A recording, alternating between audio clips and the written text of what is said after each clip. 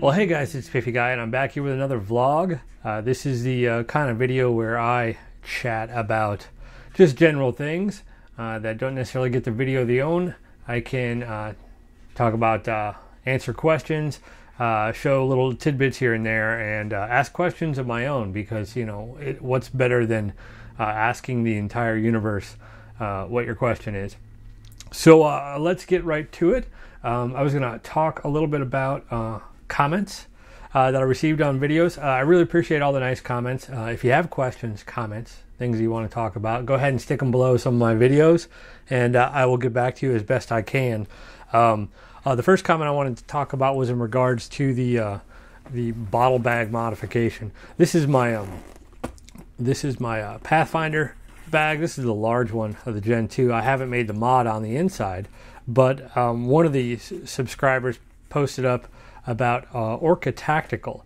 They make a bag that is probably the regular size. I guess this is the large size, so probably a bad example. But the Orca Tactical has another pouch on the bottom here that unzips and you can fold down. So you could put like your Trangia in there and get it out of the large bag.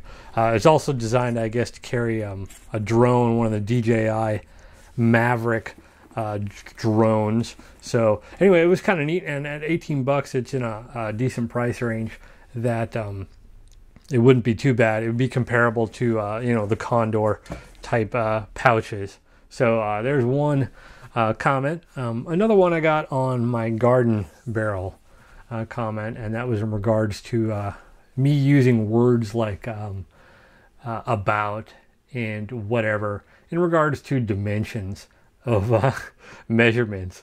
And it's particularly with the garden barrel, it was generally sort of just an outline, and a lot of my stuff is just generally outlines. It's not built to spec. So I thought it was funny that somebody was upset with the wording I used, but yet like 5 of the words in the comment were all spelled wrong. So, you know, internet trolling type stuff. So such is life. So let's talk about topical news. And I saw an article regarding raw water. And so the idea behind this is it's water delivered to you directly from the spring with no purification at all. And this sounds like a really, really dumb idea. As many of you know, I use the Sawyer Mini Squeeze. This is a great filter, and I have recently bought a new one. And so I use this on top of a smart water bottle, and then you just drink from it. That's a nice little trick, but you can use it to squeeze from a dirty bag into a clean bag if you want to. These are fantastic. In the winter, I will use the Aqua Mira drops. You have 8 parts of one, 8 parts of the other. You mix them together and then let them sit for 5 minutes, and then stick it in your water, and it kills off all the nasty stuff in your water. It comes with a cap, so you can mix it in your cap, or you can use some of these small bottles that I bought. And these are nice. I take 2 of these and I can make up 2 doses, 1 for each bottle. And then I keep hiking, and then when I'm ready, I'll just put those in there. This is just to reference, this is the 1 ounce size, and these are the 2 ounce size. So if you want to just dispense from the actual container, buy the 1 ounce size, because the 2 ounce size you're going to have to put out into another container. But you could use a drop container like this, fill it up A and B, label them, and then just take that in the field if you wanted to. But treat your water. Don't drink directly from the source, because that's really not smart. These things are only 20 bucks, so in theory you could replace them every season, or you could, you know, let it go for a couple seasons. The larger one, you're going to get a little bit better flow, and you get 1 million gallons, I guess, instead of 100,000. But you know, 0.1 microns. This is kind of a no-brainer. So this is an old one. I'm going to actually throw this one away, but I figured I'd cut it open. So let's cut it open and see what it looks like on the inside. All right, guys. So we've cut it open. Real simple. You can see there's the housing. This would be the dirty end. This little rubber gasket thing, I may peel out and save that, because that has a tendency to fall out. And if that falls out, then you're not going to get that seal of the dirty water. And when you squeeze, it's just going to kind of leak all over the place.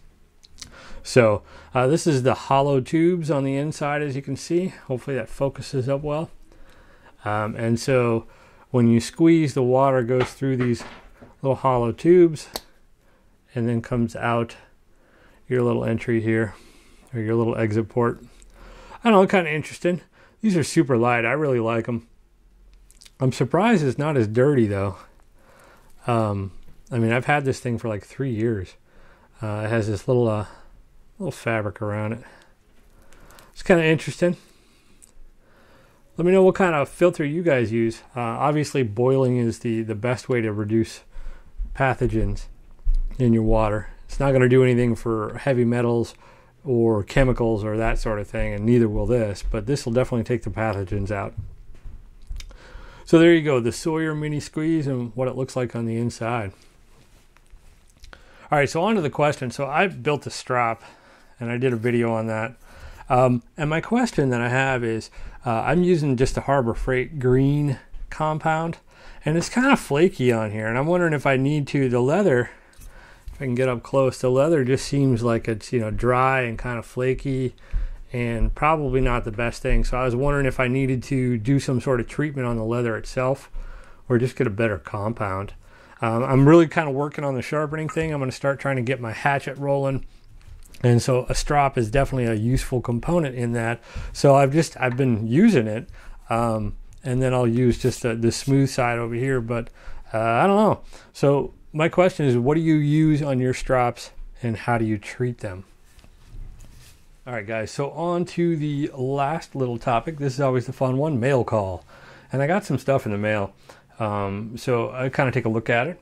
One of the things I got in the mail was these little grills from a company called Expedition Research. Now, I was looking at these on Amazon for a while, and they had this full-size one readily available, but the little combo kit with the small one for a wood stove, you know, like a little twig stove, they didn't have, and it finally came in stock, and I think this was like $15 at the most, and it comes with this little plastic, or this little nylon bag, which honestly isn't too bad.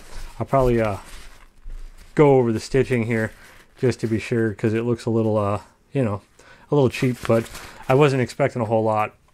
But I thought this would be kind of cool that, you know, you could use it for a fire.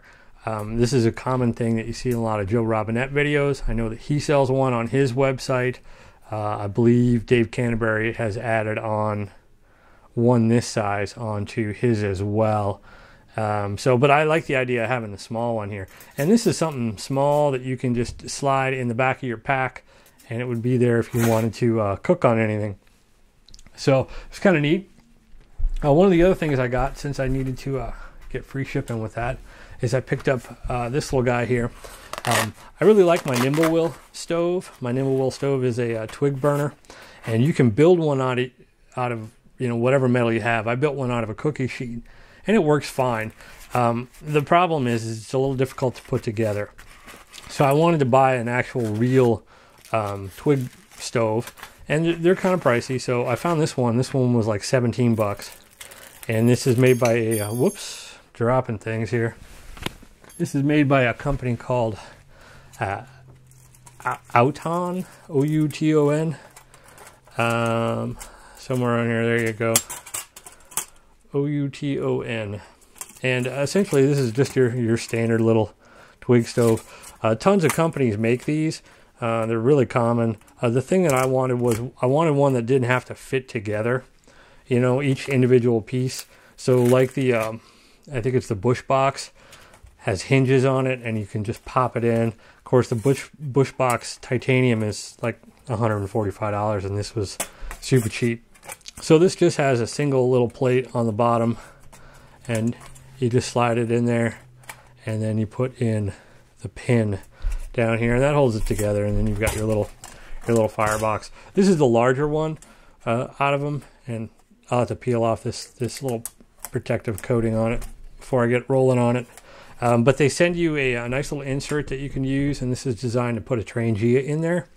And then there's, you know, the little cross braces on the top to hold your your pot or whatever, and then they send you this little screw little thing that you can put around here so you don't lose the pin.